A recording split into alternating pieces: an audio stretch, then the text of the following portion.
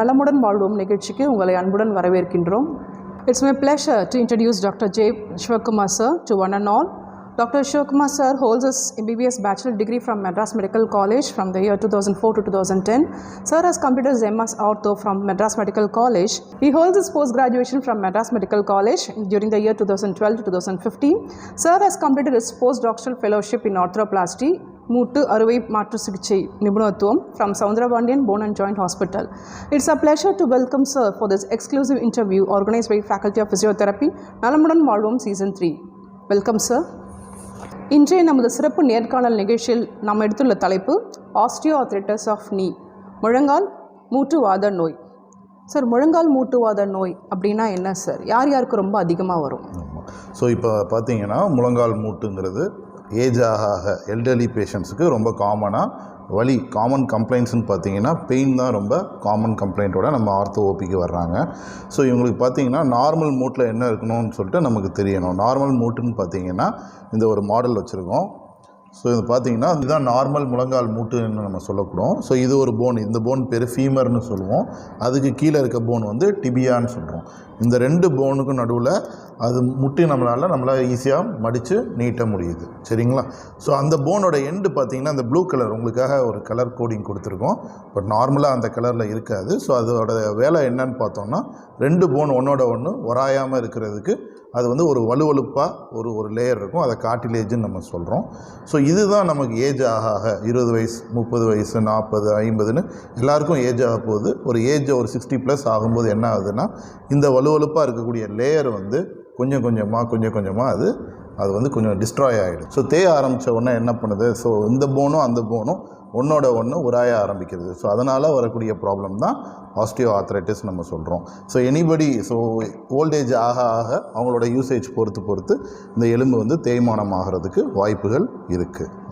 Okay sir, என்னென்ன பிரச்சனைகள் அவங்க வந்து ஃபேஸ் பண்ணுவாங்க சார் ஓஏ நீயோடைய ஸ்டார்டிங்? ஸோ நம்ம காமனாக வந்து பார்த்திங்கன்னா நம்ம ஆர்த்தோ ஓபியில் வரவங்க ஒரு ஏஜ் குரூப் பார்த்தோன்னா ஒரு 60 வயசுக்கு மேற்பட்டவர்களாக இருக்கிறாங்க. ஸோ அவங்களுக்கு என்ன கம்ப்ளைண்ட் மெயினாக சொல்கிறாங்கன்னா மூட்டு வலியோட தான் காமன் கம்ப்ளைண்ட்டோட வர்றாங்க. ஸோ என்ன மாதிரி ஆக்டிவிட்டீஸ் பண்ணும்போதுன்னு பார்த்திங்கன்னா, ஒரு காமனாக தூங்கி எந்திரிச்ச உடனே அவங்களுக்கு மூட்டு லாக் ஆகிறது, மூட்டில் வலி வர்றது, அதுக்கப்புறம் மாடிப்படி ஏறி இறங்கும்போது அவங்களுக்கு வலி அதிகமாக இருக்குது. நம்ம இந்தியன் பாப்புலேஷன் பார்த்தோன்னா சப்பளங்கால் போட்டு தரையில் உட்கார்றதுங்கிறது ரொம்ப நார்மலான ஆக்டிவிட்டி. ஸோ அந்த மாதிரி உட்கார்றதுக்கு கஷ்டப்படுறாங்க. உட்காந்துட்டு எந்திரிக்கும் போது பார்த்திங்கன்னா இன்னும் வந்து பெயின்ஃபுல்லாக இருக்குது.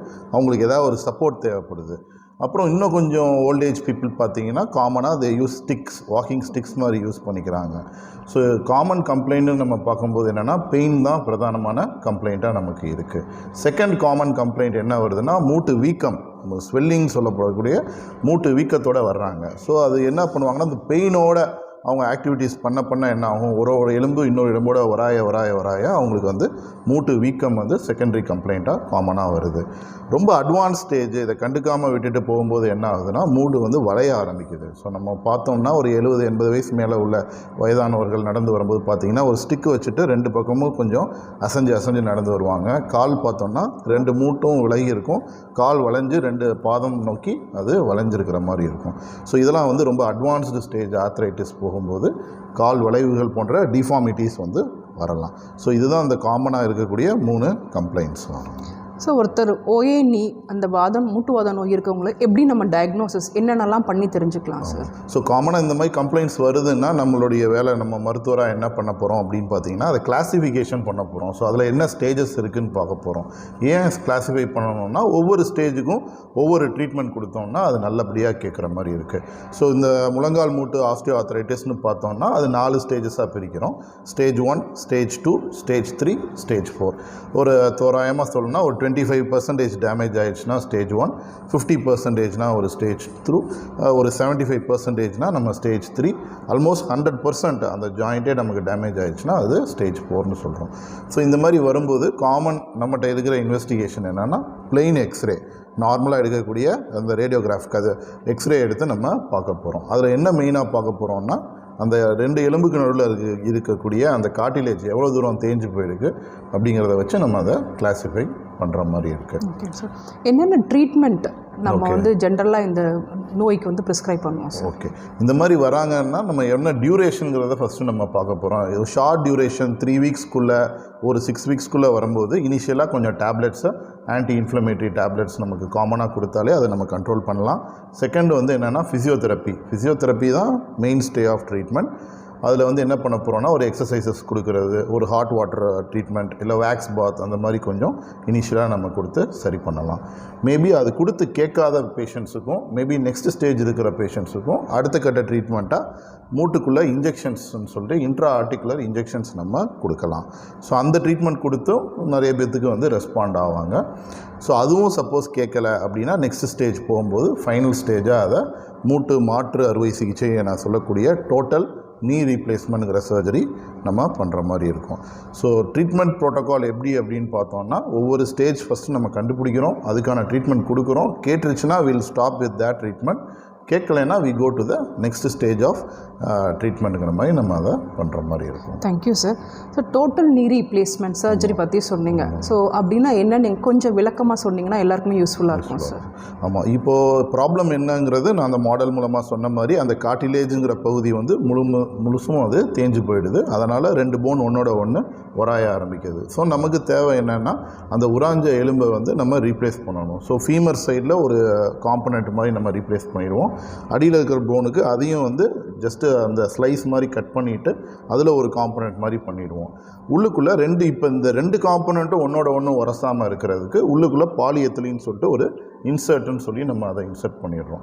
ஸோ பண்ண உடனே பார்த்தோன்னா அவங்களால ஃபுல்லாக நல்லா மூட்டு மடித்து நீட்டுறதுங்கிறது ஈவன் ஒரு 100-120 டிகிரிஸ் வரைக்கும் நல்லா ஃப்ரீயாக அவங்களால இமீடியட்டாக நம்ம வந்து மூட்டு வந்து மடித்து நீட்ட முடியும் இந்த சர்ஜரி பண்ணுறதுனால.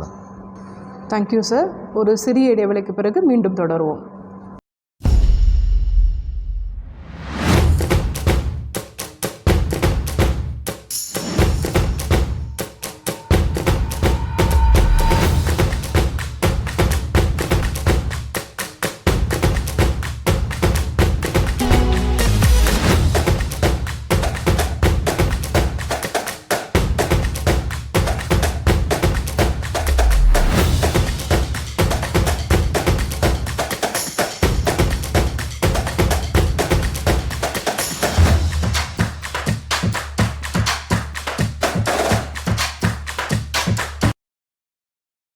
நலமுடன் வாழும் நிகழ்ச்சிக்கு மீண்டும் உங்களை அன்புடன் வரவேற்கின்றோம் சார். சில நேயர்கள் கொஸ்டின்ஸ் கேட்கறதுக்காக வெயிட் பண்ணிட்டு இருக்காங்க. போலாமா சார் கால்ஸ்க்கு? ஹலோ. சொல்லுங்கம்மா. சொல்லுங்கம்மா. கேட்கலாமா? சொல்லுங்கம்மா.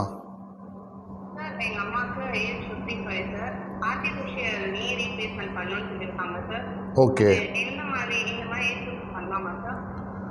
ஓகே, இது ஒரு காமனாக வந்து எல்லோரும் கேட்குற கொஸ்டின் வந்து எந்த ஏஜ் குரூப்பில் நம்ம நீ ரீப்ளேஸ்மெண்ட் பண்ணலாம் அப்படிங்கிறது. ஸோ இனிஷியலாக பார்த்தோன்னா மேடம் ஒரு 65-70 இயர்ஸுக்கு மேலே நம்ம வந்து நீ ரீப்ளேஸ்மெண்ட் பண்ணிகிட்டு இருக்கோம். பட் இப்போது வந்து என்ன கரண்ட் கான்செப்ட்னு பார்த்தீங்கன்னா அந்த குவாலிட்டி ஆஃப் லைஃப் வந்து இம்ப்ரூவ் பண்ணுறதுக்கு ஸோ ப்ளஸ் எக்ஸ்ரே ஃபைண்டிங்ஸ் வந்து எவ்வளோ சிக்னிஃபிகண்ட்டாக இருக்கோ அது ஏர்லி ஏஜ் லைக் மோர் தேன் 50 இயர்ஸ்லேருந்தே அவங்களுக்கு ரொம்ப தேய்மானம் ஆரம்பிச்சிருச்சுன்னா நமக்கு நீ ரீப்ளேஸ்மெண்ட் பண்ணிக்கலாம். ஸோ அதேமாதிரி சர்வைவல் ரேட்டுன்னு நம்ம சொல்லுவோம். ஒரு தடவை நம்ம பண்ணுறோன்னா அது எத்தனை வருஷம் அந்த நீ ரீப்ளேஸ்மெண்ட் வந்து சர்வே ஆகும். பிகாஸ் எல்லாத்துக்குமே வந்து ஒரு லிமிட் இருக்குது இல்லையா. நம்ம நார்மல் ஜாயிண்ட்டு 50-60 வயசு வரைக்கும் வருதுன்னா ஆர்டிஃபிஷியல் ஜாயிண்ட் ரீப்ளேஸ்மெண்ட் பண்ணுறது எவ்வளோ வருஷம் வருதுங்கிறது எல்லோரும் கேட்குற கொஸ்டினாக இருக்குது. ஸோ இப்போதைக்கு பை ரெக்கார்ட்ஸ் படி பார்த்தோன்னா அரௌண்ட் ஒரு 20 to 25 இயர்ஸ் வரைக்கும் வந்து அது ஒரு ப்ரைமரி வெல்டன் வந்து ப்ரைமரியாக நம்ம பண்ணக்கூடிய நீ ரீப்ளேஸ்மெண்ட் அது வந்து ஈஸியாக வந்து ஒரு 20 இயர்ஸ் ஆவரேஜாக வந்து நமக்கு ப்ராப்ளம் இல்லாமல் இருக்குங்கிறத நம்ம ரெக்கார்ட்ஸ் மூலமாக பார்க்குறோம். ஸோ அதனால் ஏஜ் குரூப்புங்கிறத விட என்ன ப்ராப்ளம்ஸ்ன்னு சொல்லி டயக்னோஸ் பண்ணுறோம். அந்த end stage bone on bone ஆர்த்ரைட்டிஸ்ன்னு சொல்லுவோம்.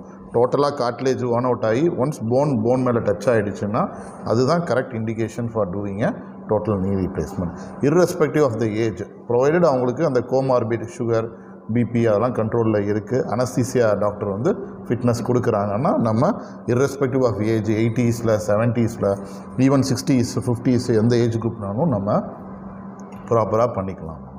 Thank you sir.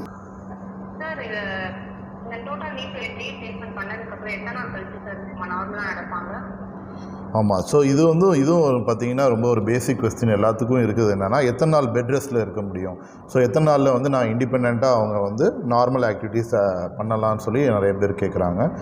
டோட்டல் நீ ரீப்ளேஸ்மெண்ட்டை பொறுத்த வரைக்கும் இந்த நெக்ஸ்ட் டே, இப்போ இன்றைக்கி சர்ஜரி பண்ணுறோன்னா அடுத்த நாளே அவங்க வந்து ஃபுல் வெயிட் போட்டு அவங்களால நடக்க முடியும். அவங்களோட வேலைகளை அவங்கள வந்து நெக்ஸ்ட் டேலேருந்தே அவங்களால பார்த்துக்க முடியும். மிச்ச மேஜர் சர்ஜரிஸ் மாதிரி ஒரு 3 வாரமோ 6 வாரமோ பெட் ரெஸ்ட் இருக்க வேண்டிய அவசியம் இல்லை.